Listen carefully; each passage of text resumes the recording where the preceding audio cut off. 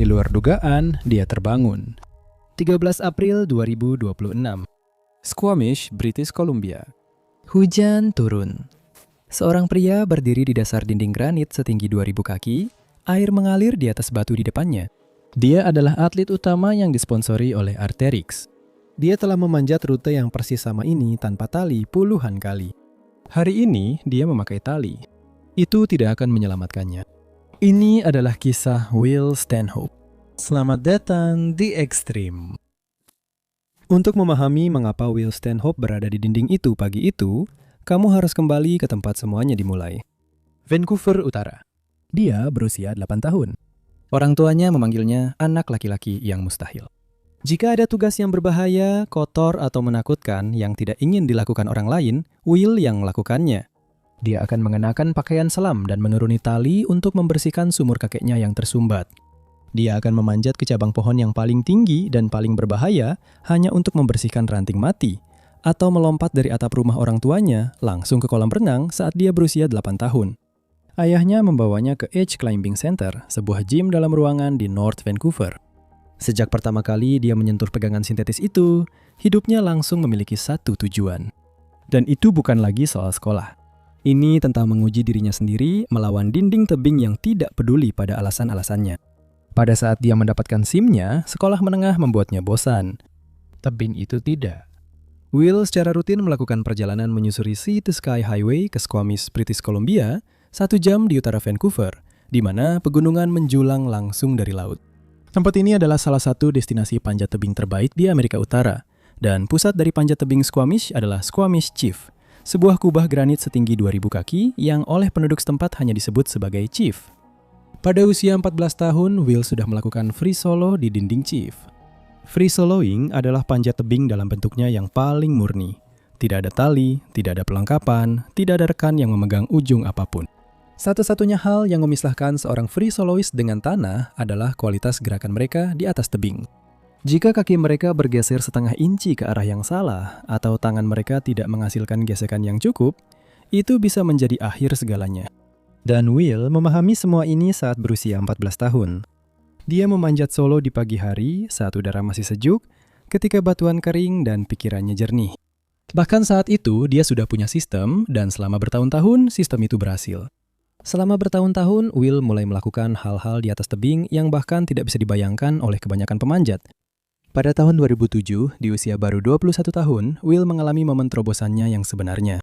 Dia membidik jalur brutal bernama The Prowl di Squamish, tebing yang menjadi awal segalanya.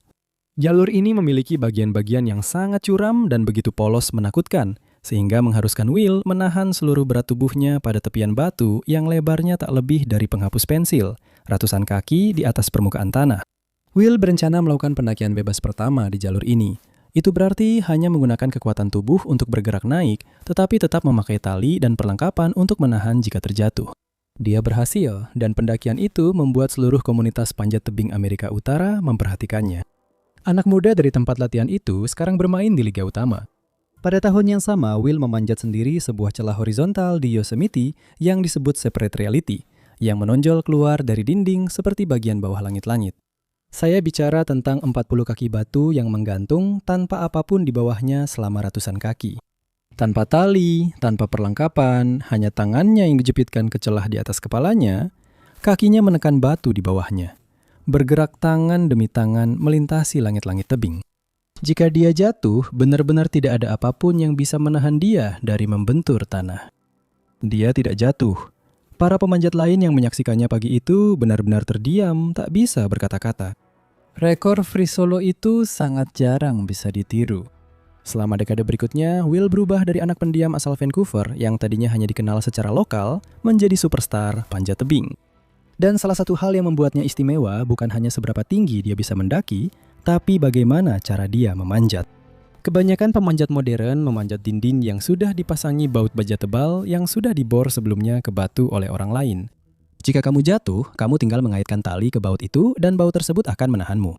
Pemanjat tradisional seperti Will tidak melakukan itu. Will akan membawa baji logam dan cam pegas miliknya sendiri di sabuk pengamannya saat ia memanjat tebing curam yang menakutkan. Dia harus mencari celah alami di batu, secara manual menyelipkan perlengkapan logamnya ke dalamnya dan mengaitkan talinya ke sana. Jika dia terpleset, dia hanya bisa berdoa agar pengaman logam yang baru saja dia pasang di batu beberapa detik yang lalu tidak tercabut. Dia juga terkenal karena dedikasinya yang luar biasa terhadap panjat celah. Ini adalah gaya di mana pemanjat benar-benar menyelipkan jari, kepalan tangan, dan kaki mereka ke dalam celah granit yang tajam lalu memutarnya sampai terkunci. Kamu mungkin berpikir ini terasa sangat menyakitkan. Will hanya menerimanya sebagai harga yang harus dibayar untuk berurusan dengan batu-batu itu. Suatu kali, Will memaksakan dirinya begitu keras saat memanjat, sampai-sampai dia kehilangan semua rasa di jari kakinya selama 2 bulan penuh setelahnya. Dan apa yang dia lakukan setelah itu? Dia dengan santai menulis esai tentang hal itu dan terus memanjat. Filosofi sederhana Will tentang risiko dan gaya memanjatnya tidak berhenti di Vancouver. Dia membawanya ke beberapa lingkungan paling ekstrim di bumi. Pada tahun 2010, dia memanjat sisi selatan Half Dome di Yosemite bersama Alex Honnold, pendaki tebing paling terkenal dan menurut saya yang paling tak kenal takut yang masih hidup. Bahkan Alex pun mengatakan jalur yang mereka pilih bersama membuatnya gugup.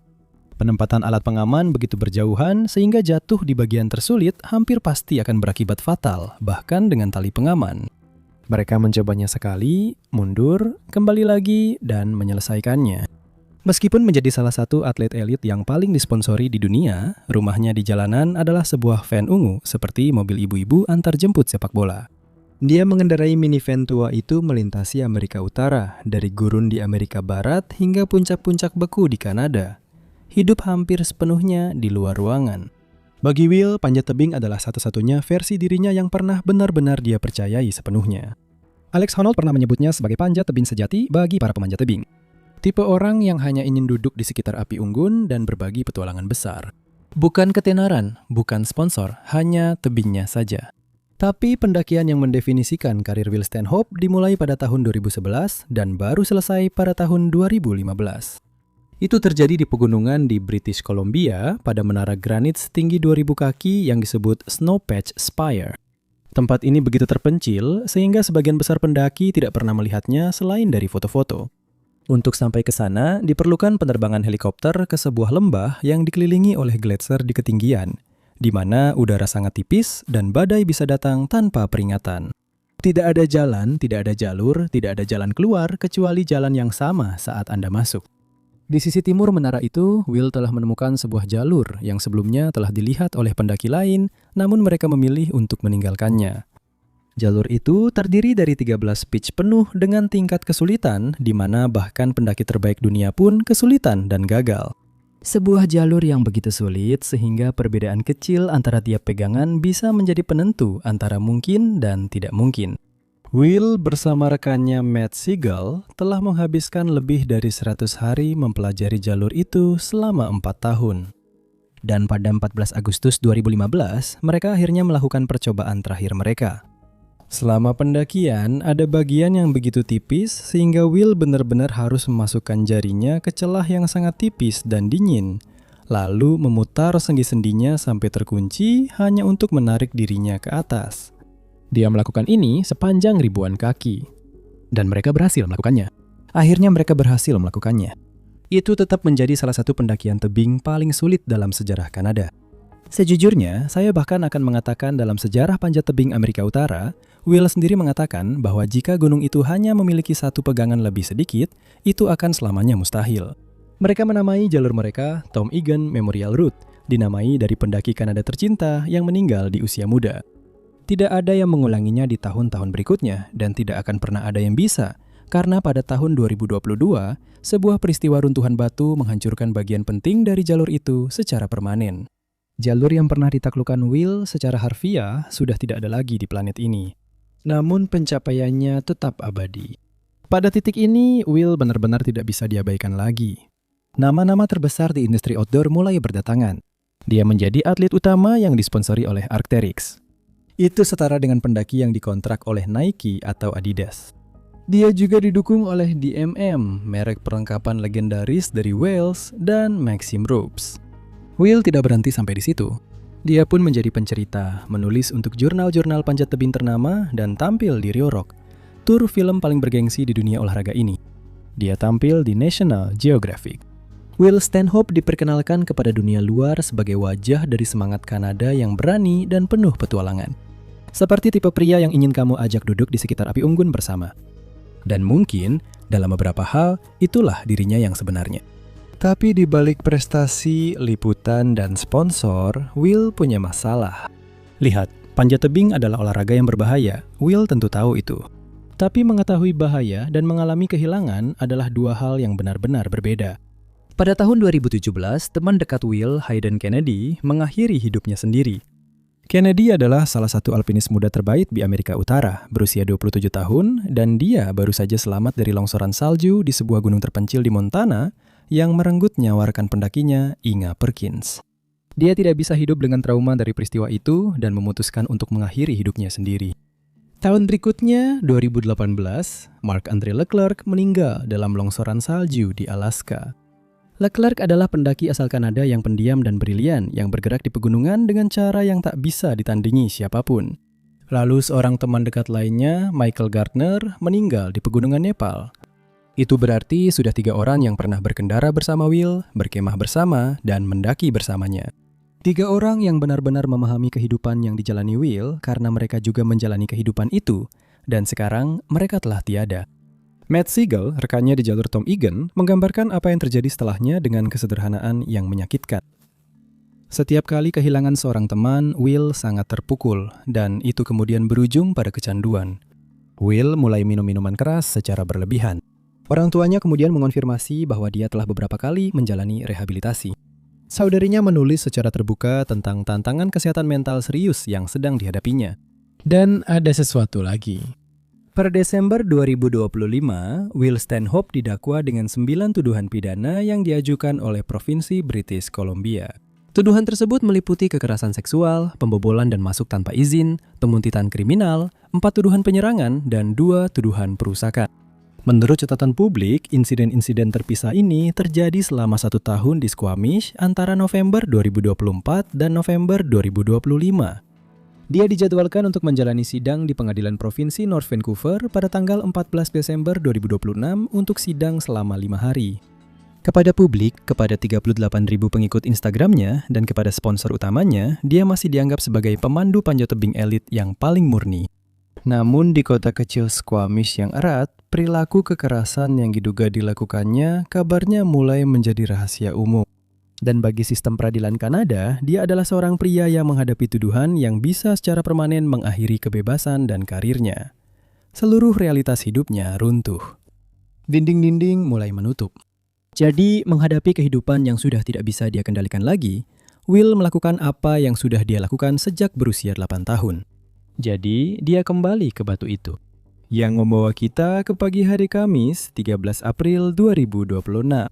Will bersama Marina Leon, seorang pelatih kehidupan dan terapis bodywork yang berbasis di Pemberton, sebuah kota pegunungan kecil sekitar 1 jam perjalanan ke utara dari Squamish. Dia dan Will terhubung secara online. Ketika dia setuju untuk mendaki bersama Will pada Kamis pagi itu, itulah pertama kalinya mereka bertemu langsung. Rencana awalnya adalah berkendara ke tebing terlindung yang disebut Circus di Chiakamus Canyon. Sekarang kamu perlu tahu satu hal tentang panjat tebing di alam terbuka. Batu basah itu berbahaya. Ketika granit basah, gesekan yang menahan kakimu di dinding akan hilang. Kebanyakan pemanjat tebing berpengalaman tidak akan memanjat jenis batuan tertentu sama sekali saat hujan. Sirkus adalah pilihan yang cerdas, justru karena bentuknya yang menggantung membuat air mengalir turun secara alami. Hujan tidak akan menjadi faktor di sana. Tapi pagi itu, Will menelpon dan mengubah rencananya. Dia pikir Stawamus Chief, sebuah 2000 kaki yang letaknya dekat, akan tetap kering dan ingin memanjat itu saja. Marina mengemudi turun dari Pemberton sambil melihat awan gelap berkumpul di segala arah. Saat dia tiba di tempat parkir, dia mengatakan kepada Will bahwa dia merasa tidak nyaman. Dia melihat ke langit dan berkata, "Kamu benar, sepertinya aku terlalu meremehkan situasinya." Tak satu pun dari mereka yang membawa helm. Marina telah meninggalkan helmnya di rumah karena mengira akan pergi ke tebing olahraga yang menjorok di mana helm tidak diperlukan. Di tebing seperti Chief, di mana batu di atasmu menjulang ribuan kaki, dan batu lepas selalu menjadi kemungkinan, helm adalah perlengkapan standar. Will juga tidak punya helm, mereka memutuskan untuk tetap memanjat. Mereka memulai pada jalur retakan yang cukup mudah di dekat dasar tebing. Dalam panjat tebing, retakan bukan hanya bagian dari batu, tapi juga jalur yang harus dilalui. Pada dinding granit seperti Chief, di mana permukaannya sering terlalu halus untuk digenggam, pemanjat mengikuti retakan ke atas, menyelipkan jari dan tangan mereka ke dalam celah, lalu memutarnya untuk menciptakan gesekan. Menggunakan gesekan itu untuk menahan berat badan mereka saat bergerak. Ini menyakitkan, teknis, dan bagi orang selevel Will, semua ini sudah sepenuhnya seperti naluri. Pendakian di rute itu berlangsung tanpa insiden. Lalu, Grimace kembali turun. Mereka berdiri di kaki dinding tebing dan membicarakan pilihan mereka. Ada sektor yang lebih rendah di dekat situ yang disebut Smoke Bluffs, di mana medannya lebih bersahabat dan Will tahu setiap jengkalnya. Tapi sebaliknya, mereka berjalan lebih jauh di sepanjang dasar Grand Wall dan berhenti di bawah jalur 2 pitch yang disebut Rutabaga. Nah, Will Stanhope sudah memanjat Rutabaga tanpa tali lebih sering daripada yang bisa dia hitung. Bagi dia, berdiri di dasar jalur itu pada Kamis pagi yang gerimis ini bukanlah tantangan. Ini adalah hari yang biasa di tebing yang sudah sangat dikenalnya. Sementara itu, Marina melihat ke langit dan ke dinding tebing. Permukaan batu itu basah di beberapa bagian. Tak satu pun dari mereka yang memakai helm, tapi dia tidak mengatakan apa-apa. Bagaimanapun juga, dia adalah ahlinya. Mereka mengikatkan tali dan mulai memanjat. Marina memimpin pitch pertama. Memimpin sebuah pitch berarti kamu adalah orang pertama yang memanjat ke atas, memasang perlengkapan sendiri ke batu saat naik, dengan pasanganmu di bawah yang mengulur tali. Jika kamu jatuh, kamu akan jatuh melewati perlengkapan terakhirmu sebelum tali menahanmu. Pitch pertama Rutabaga memiliki tingkat kesulitan 5.10B. Sebagai konteks, pemanjat rekreasi di gym biasanya membutuhkan waktu berbulan-bulan latihan untuk mencapai tingkat 5.10. Bagi Marina, itu benar-benar sebuah tantangan. Dia memanjatnya dengan hati-hati di tengah gerimis yang sesekali turun dan mengamankan dirinya di puncak. Bagi Will, biasanya 5.10B setara dengan pemanasan ringan. Tapi hari ini bukan hari yang biasa. Will memanggil dari bawah. Dia menyarankan agar dia turun kembali. Batu itu semakin basah. Hal yang masuk akal adalah turun dengan tali dan mengakhiri hari itu. Marina melihat sekeliling dari titik pengamannya. Dia sudah berada di atas sana dan perlengkapannya sudah dipasang. Turun berarti harus mencabut semua perlengkapan dan memulai dari awal lagi. Dia berteriak ke bawah. Aku sudah di atas sini, kenapa kamu tidak naik saja dan kita bisa turun bersama kalau kita merasa tidak yakin? Will memanjat ke atas untuk menemuinya dan ketika dia sampai di sana, dia membuat sebuah keputusan. Alih-alih turun dengan tali ke tempat yang aman, mereka justru naik ke atas dan dia akan memimpin pitch kedua. Di atasnya ada pitch kedua. Dia berdiri di sana sejenak dan menatap ke atas. Hujan kini turun rintik-rintik secara terus-menerus, tapi itu tidak masalah bagi Will karena pitch kedua Rutabaga menelusuri dihedral. Itu adalah sudut alami di granit di mana dua permukaan batu bertemu pada suatu sudut, seperti sudut dalam sebuah ruangan yang diputar ke samping. Sudut itu menciptakan sebuah celah terus-menerus yang membentang lurus ke atas dinding.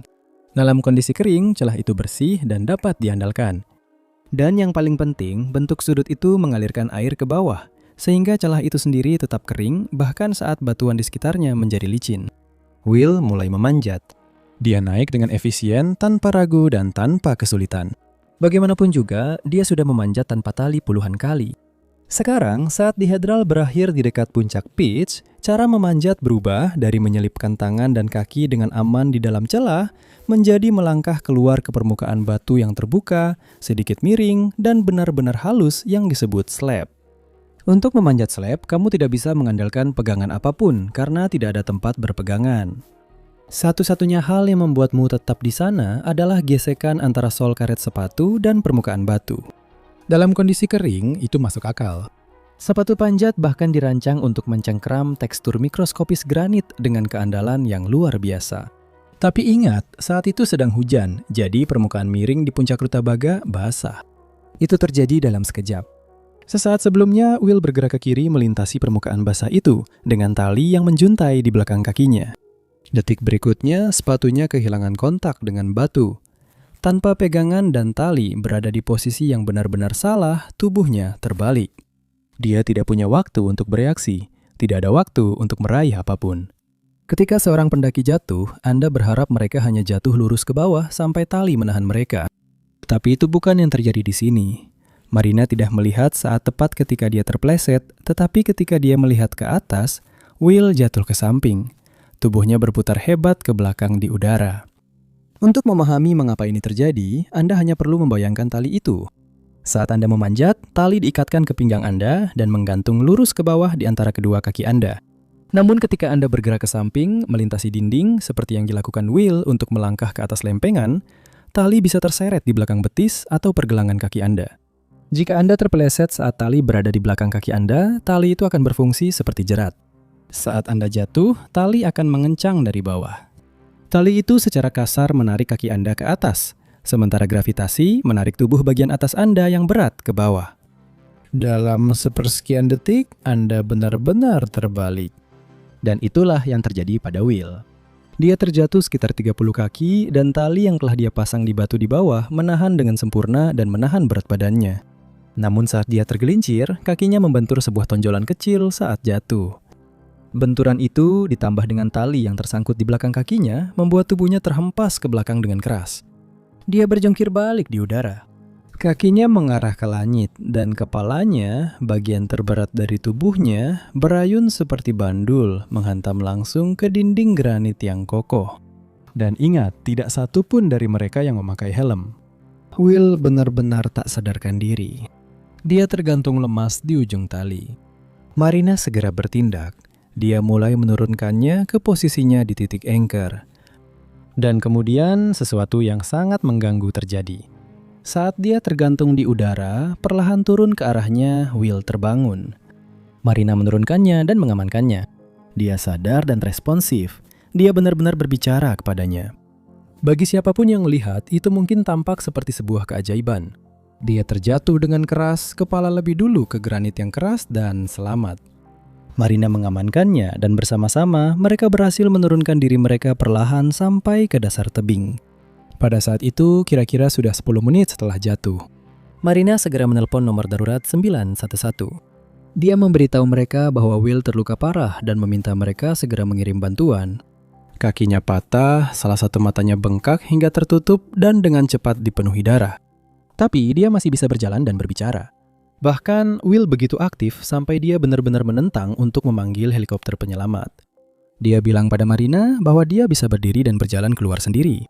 Dia memang mencoba untuk berdiri, tapi kakinya yang patah tidak mengizinkannya. Kelihatannya semuanya baik-baik saja, mengingat semua yang telah terjadi. Tapi 20 menit setelah terjatuh, sikap Will mulai berubah. Dia menjadi semakin bingung, lalu dia mulai melakukan sesuatu yang sangat spesifik. Dia mulai mengorek telinganya. Dia ribut dengan telinganya, menusuknya cukup dalam, bertingkah seolah-olah ada sumbat telinga yang tersangkut di dalam, atau sedang mencoba memecahkannya setelah menyelam dalam air. Marina, yang memiliki sedikit pelatihan medis, memperhatikan perilaku aneh ini. Dia memulurkan tangan dan dengan hati-hati meraba tengkoraknya, dan saat itulah darahnya terasa membeku. Sekedar info singkat, setiap bulan saya membuat satu video khusus untuk Patreon. Peringatan-peringatannya sudah ada. Kamu tidak akan melihatnya di tempat lain. Jika itu yang kamu suka, tautannya ada di deskripsi.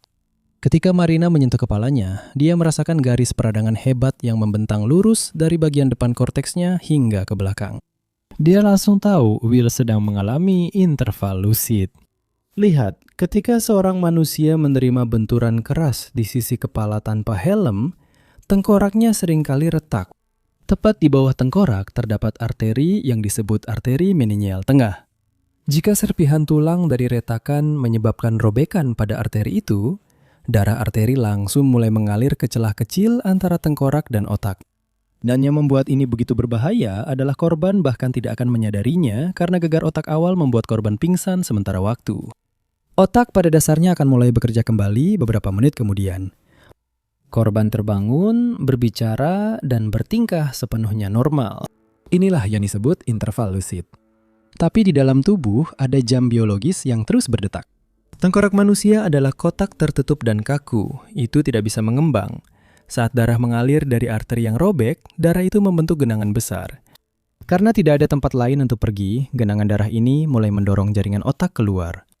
Salah satu gejala fisik pertama dari tekanan besar yang menghimpit di dalam tengkorak ini adalah sensasi penuh di belakang gendang telinga. Will tidak mengorek telinganya karena tersumbat. Dia mengorek telinganya karena otaknya sedang ditekan hingga mati dari dalam keluar. 50 menit setelah jatuh, tim pencarian dan penyelamatan tiba dengan berjalan kaki. Pada saat itu, pembengkakan di dalam tengkorak Will sudah menjadi sangat berbahaya. Dia masih berbicara, tapi otaknya mulai gagal berfungsi. Dia menatap Marina, wanita yang baru saja menyelamatkan hidupnya, dan dia tidak bisa mengingat namanya. Tekanan itu menghapus ingatannya secara langsung. Yang terjadi selanjutnya adalah penundaan yang menyakitkan. Para petugas pertama awalnya berencana membawa Will keluar dengan tandu menuruni jalur yang curam dan berbatu. Tetapi saat tanda-tanda vitalnya mulai menurun, mereka menyadari dia tidak akan selamat jika harus berjalan kaki. Mereka mengubah rencana dan memanggil helikopter. Butuh waktu 3 jam sejak Will jatuh sampai helikopter tiba. Dan bahkan setelah itu, helikopter tidak langsung membawanya ke rumah sakit. Helikopter itu menurunkannya di tempat parkir untuk dipindahkan ke ambulans. Selama 4 jam, Will Stanhope duduk di tanah, perlahan-lahan kehilangan akal sehatnya. Terjebak di dalam tengkorak yang retak, sementara tekanan di kepalanya terus meningkat. Pada saat dia akhirnya sampai di rumah sakit dan menjalani operasi darurat untuk mengangkat sebagian tengkoraknya dan mengurangi pembengkakan, kerusakannya sudah terjadi dan itu sangat parah. Selama beberapa hari, dia tampak stabil. Komunitas pendaki menahan napas, tetapi kerusakannya terlalu parah. Kondisinya terus memburuk dari waktu ke waktu. Dan pada tanggal 23 April 2026, 10 hari setelah jatuh, Will Stanhope meninggal dunia. Dia berusia 39 tahun. Sejujurnya, saya tidak terlalu yakin harus berpikir apa tentang Will Stanhope. Ada seorang pria yang menghabiskan 30 tahun membangun sesuatu yang luar biasa di atas tebing dan berduka atas teman-temannya dengan satu-satunya cara yang dia tahu, yaitu dengan naik lebih tinggi, berusaha lebih keras, dan bertahan di dinding lebih lama daripada siapapun. Yang, menurut semua orang yang paling mengenalnya, benar-benar berbakat. Tapi ini juga adalah seseorang yang menghadapi tuduhan serius, cukup serius hingga pantas mengakhiri kebebasan dan karirnya. Tuduhan-tuduhan yang sekarang tidak akan pernah diuji di pengadilan dan akan meninggalkan orang-orang yang mungkin tidak pernah mendapatkan jawaban yang layak mereka terima. Keadilan tidak ditegakkan karena Will Stanhope meninggal 7 bulan sebelum sidangnya. Tapi legenda berikut ini dinyatakan bersalah secara langsung oleh sekelompok Sherpa yang marah bersenjatakan kapak es. Dia yang awalnya dipuja sebagai atlet Superman berubah menjadi orang paling dibenci dalam sejarah panjat tebing hanya dalam 6 bulan. Suatu pagi yang biasa, setelah bertahan dari amarah dunia, dia pergi berlatih memanjat tanpa sarung tangan. Inilah yang harus dia bayar.